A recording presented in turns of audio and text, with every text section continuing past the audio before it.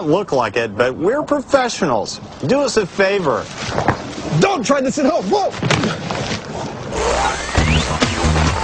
On this episode of MythBusters, it's calamitous kitchen catastrophe.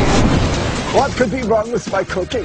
Adam and Janie pitch a glass of water into a grease fire inferno. Yeah! To find out if it really throws up a 30-foot fireball. I think we're going to need a smaller scale. Meanwhile, Carrie, Grant, and Tori All right, we're hot. ask if a microwave can set off C4. Explosions are guaranteed. Then they sniff out whether cheese The enemy's attacking! can ever be used as cannonballs. It's lethal, people! Who are the MythBusters? Adam Savage I feel perfectly normal. and Jamie Heineman. Pain is your friend. Between them, more than 30 years of special effects experience. Joining them, Tori Belleci, Grant Imahara, and Carrie Byron. Look, Ma, no hands! They don't just tell the myths, That didn't mess around. they put them to the test.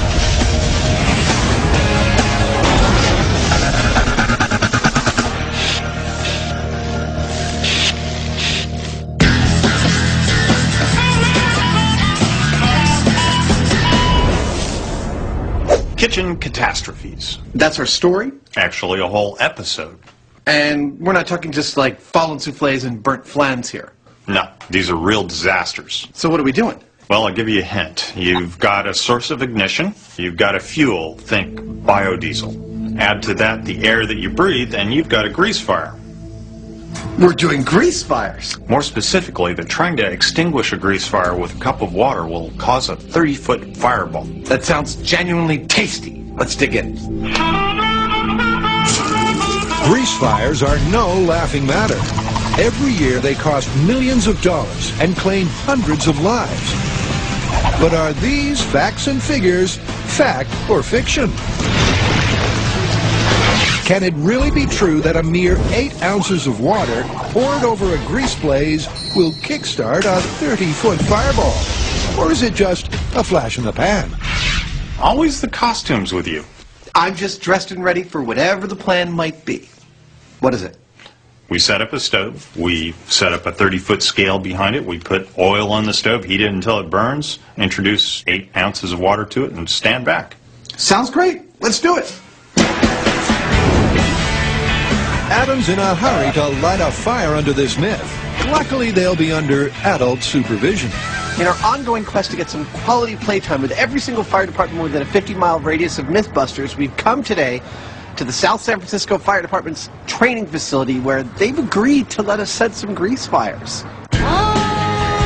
But before Adam fans the flames of his pyromania, he's taking on his acrophobia. This is just as much fun as it looks. It's also as scary as it looks. 3 stories up, he's setting up their homemade benchmark scale. This scale right here is 30 feet tall, and the myth says that we're supposed to get a fireball 30 feet tall. This will tell us if that's correct. Personally, it strikes me as a little ambitious. It sure seems like a tall order, but the guys are cooking up their own version of this mythical kitchen catastrophe, and they've lined up all the ingredients. So what we've got here is a frying pan full of 2 quarts of oil. We've got a thermistor to check how hot it's getting. We've got 8 ounces of water to dump on it once we catch it on fire. And we've got a gauge to tell us if the fireball we get is in fact 30 feet tall. Well, there's only one way to find out. For the first of 3 oils, canola, it's flame on. We're good to go, Adam.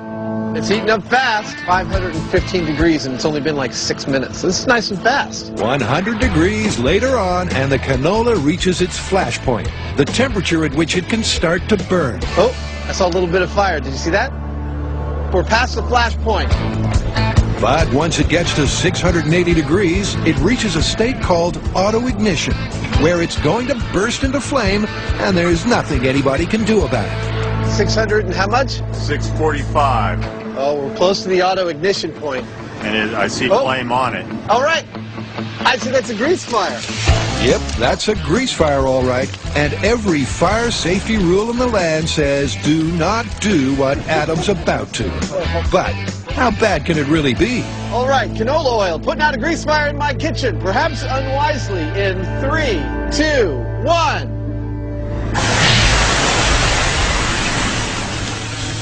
Wow!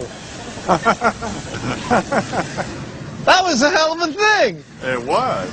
Proof, if it was needed, grease is the word. I was a little surprised at how large the fire was that came off of this. I'm glad we set this thing up remotely, because we would have had a problem if we were doing it right next to the stove. Sure, it's an horrific fireball. But before we get too carried away, let's not forget, the myth says with 8 ounces of water, it should go 30 feet. 12, 15 feet. Oh my God, 20 feet. That's still 10 feet or 30% short. But the guys aren't done yet. A closer look at exactly what's going on, and you can see why this myth may just be possible.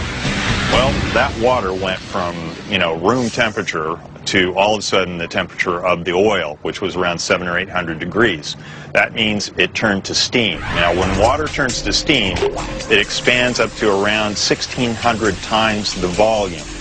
That expansion was actually an explosion that exploded upward out of this pan, carrying all this oil along with it. And since everything's so hot, it all just becomes a big fireball. But will it be big enough?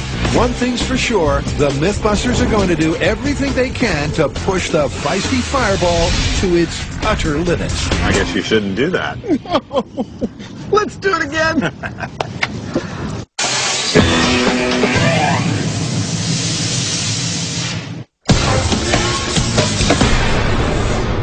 Okay, kitchen nightmares. What do we got? First up, we have a movie myth about a kitchen appliance disaster.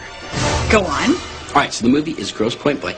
And in this famous scene, a bad guy inside of a convenience store throws a bomb inside of a microwave. Now, the bomb looks like some C4 with an electrical device attached to it. He sticks it into the microwave, turns it up to 60 seconds. Yeah, I know this myth. And the hero just manages to get out of the store in time for the microwave to go ding, and then kaboom. Awesome.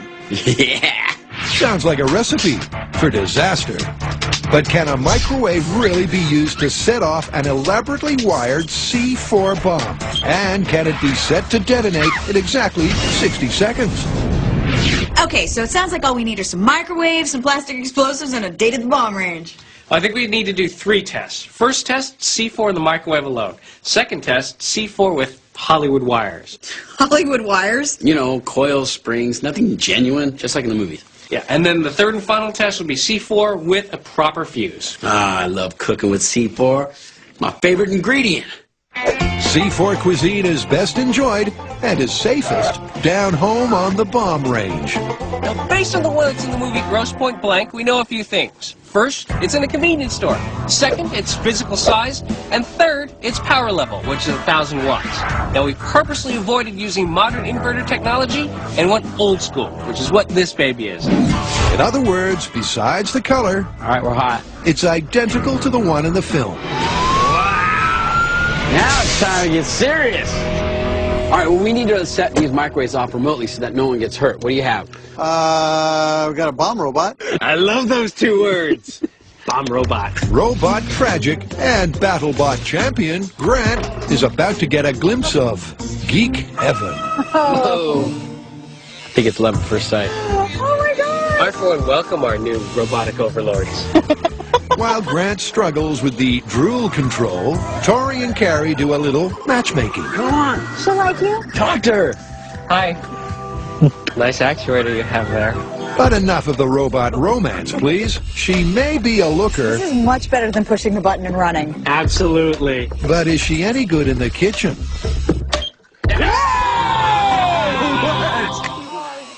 Stop touching that. And luckily, as well as the remarkable robot, the Bomb Squad also brought along today's other key explosive ingredient, C4. This is C4 in its bulk form.